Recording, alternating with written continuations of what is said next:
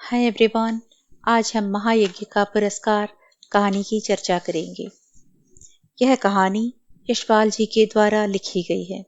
यशपाल जी हिंदी साहित्य के यशस्वी कथाकार और निबंधकार हैं। इनका जन्म 3 दिसंबर 1903 में फिरोजपुर छावनी में हुआ था। इनकी लिखी कहानियों का प्रथम संग्रह पिंजरे की उड़ान नाम से प्रकाशित हुआ है। इनके अन्य प्रमुख कहानी संग्रह हैं ज्ञानदान, अभिशप्त, तर्क का तूफान, वो दुनिया, फूलों का कुर्ता, धर्म युद्ध, उत्तराधिकारी तथा चित्र का शीर्षक। कहानियों के अलावा इन्होंने उपन्यास, निबंध, संस्मरण, नाटक आदि भी लिखे हैं। झूठा सच, मनुष्य के रूप, अप्सरा का शाप इनके उल्लेखनीय उपन्यास हैं। भारतीय सरकार ने इन्हें पद्म भूषण की उपाधि से सम्मानित किया है।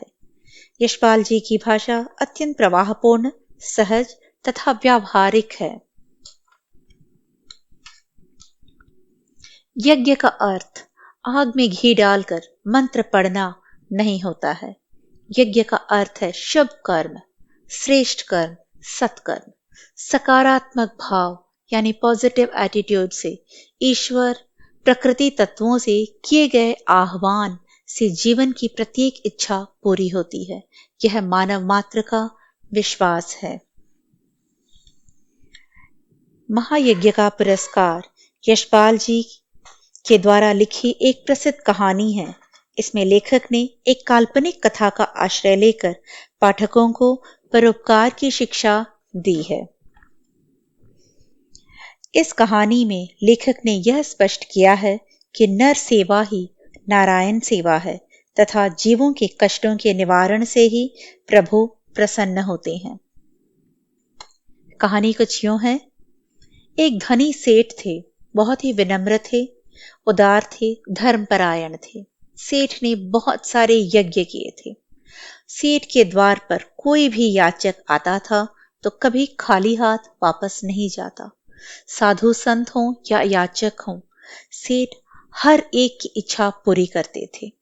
पर एक समय ऐसा आता है कि सेठ को गरीबी का मुंह देखना पड़ता है। उन दिनों यज्ञों के फल के क्रय विक्रय का प्रचलन था। एक दिन गरीबी से तंग आकर सेठ की पत्नी ने उनसे अपने एक यज्ञ को बेचने को कहा। सेठ यह सुनकर पहले तो दुखी हो जाते हैं, लेकिन विवशता को देखते हुए अपना एक यज्ञ बेचने को तैयार हो जाते हैं। सेठ जी के यहां से 10-12 कोस की दूरी पर कुंदनपुर नाम का एक नगर था। उस नगर में एक बहुत बड़े सेठ रहते थे। उस सेठ को लोग धन्ना सेठ कहा करते थे। धन्ना सेठ की पत्नी के बारे में एक अफवाह थी कि सेठानी को एक दैवी शक्ति प्राप्त है, जिससे वे तीनों लोकों की बात को जान लेती हैं। सेठ उन्हीं धन्ना सेठ के हाथों अपना एक यज्ञ बेचने का निश्चय कर वहां से निकलते हैं। सेठानी ने रास्ते में खाने के लिए सेठ जी को 4 मोटी मोटी रोटियां बांधकर पोटली में दी थी। आधा रास्ता पार करते करते धूप बहुत तेज हो जाती है।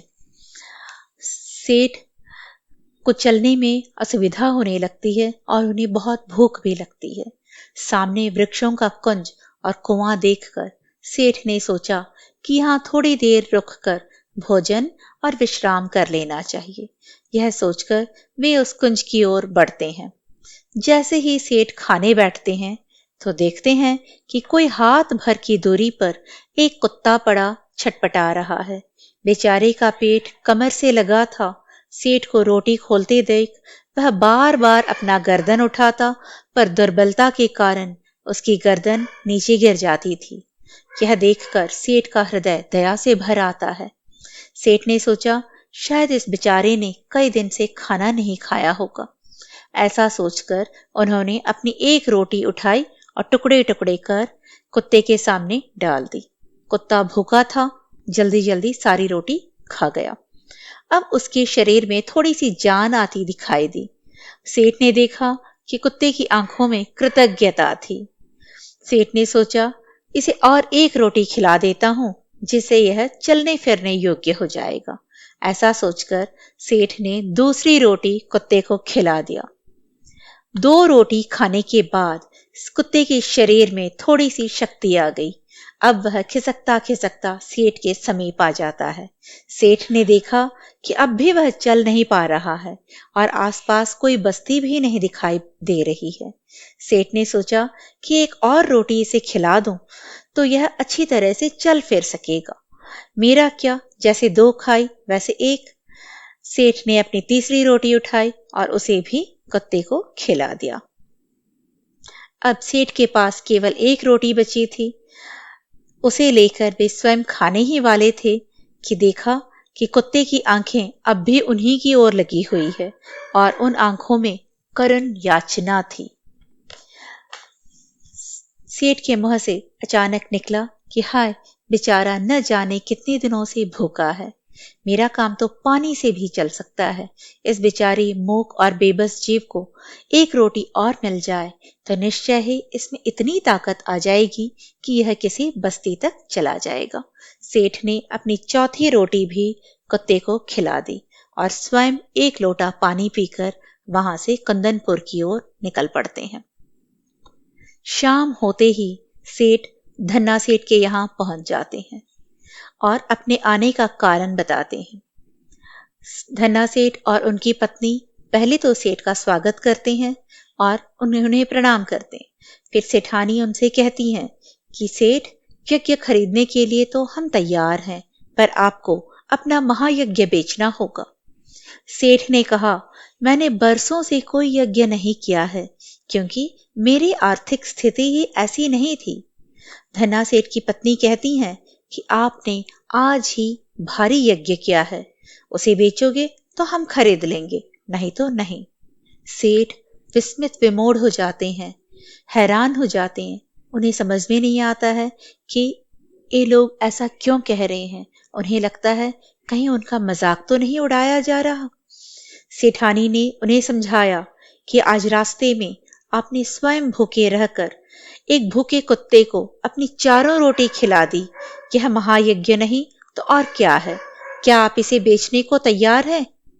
सेठ जी किसी भूखे को अन्न देने को मानवोचित कर्तव्य मानते थे, यज्ञ नहीं। उन्होंने अपना कर्तव्य बेचना उचित नहीं समझा। चुपचाप अपनी पोटली उठाई और वहां से चल देते हैं। अगले दिन शाम को जब सेठ अपने घर पहुंचते हैं तो सेठ को खाली हाथ देखकर सेठानी परेशान हो जाती हैं और उनसे पूछती हैं, क्यों, क्या हुआ? धन्ना सेठ नहीं मिले क्या?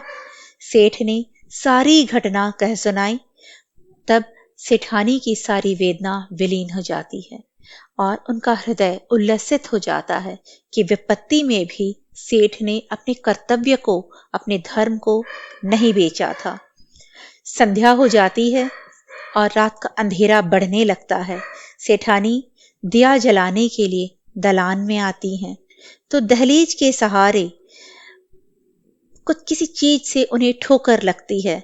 उन्होंने झुककर देखा तो दहलीज के सहारे फर्श का एक पत्थर ऊपर उठ गया था, जिस पर एक लोहे का कुंदा लगा हुआ था।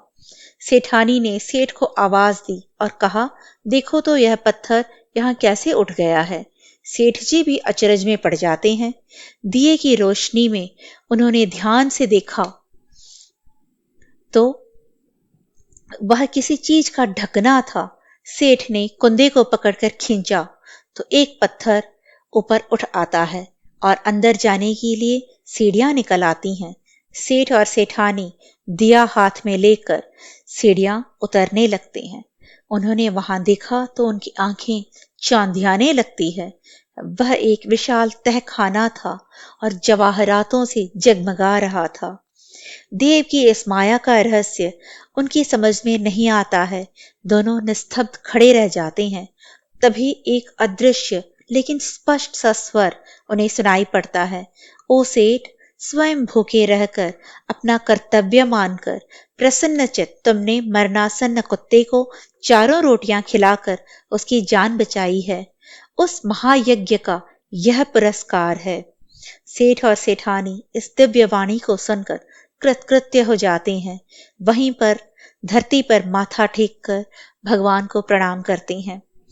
और इस कहानी से हमें यह संदेश मिलता है कि सच्ची कर्तव्य भावना एवं निस्वार्थ भाव से किया कर्म किसी महायज्ञ से कम नहीं होता।